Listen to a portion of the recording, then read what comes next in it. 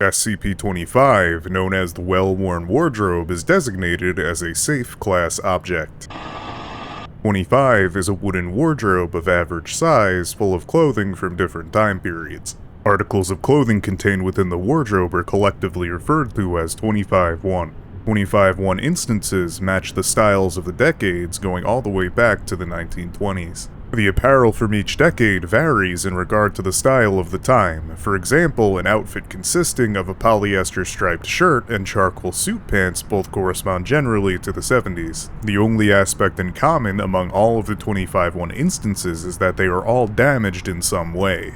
Moths have eaten away at much of the clothing. Tears and other damage is also not uncommon. When any 25-1 instance is worn, the wearer is observed to either be terminated or suffer from injury within 24 hours. The cause of termination or injury is directly related to the flaws present in the article of worn clothing.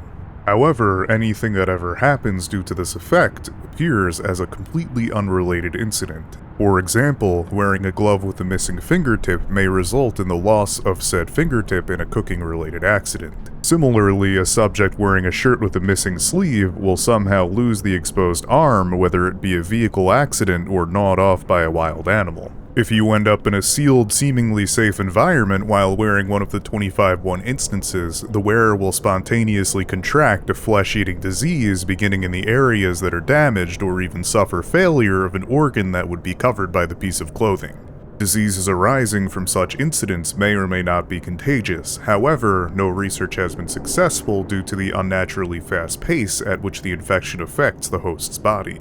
It is recommended that a sample of this unknown disease be isolated and sent to the lab for potential weaponization purposes. 25 is to only be opened during testing in the room in which it is stored. Entry codes are given only to authorized research and security personnel on a need-to-know basis. Finally, no other serious containment protocols are needed.